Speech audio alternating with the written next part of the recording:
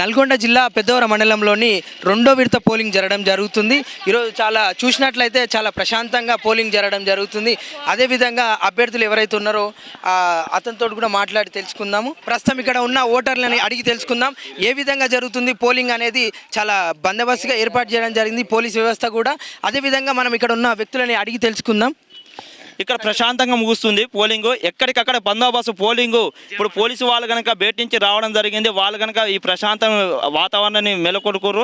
ఈ మండల హెడ్ క్వార్టర్లో కనువిరుగానే ఎలక్షన్ జరగబోతుంది. ఈ ఎలక్షన్ కనుక మాకు యువతకు ఒక ఆదర్శంగా నిలవబోతుంది.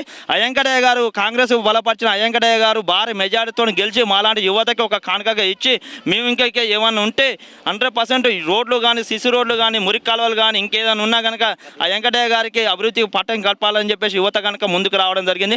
100% చెప్తున్నా కాంగ్రెస్ అభ్యర్థి ఇక్కడ గెలవబోతుండు.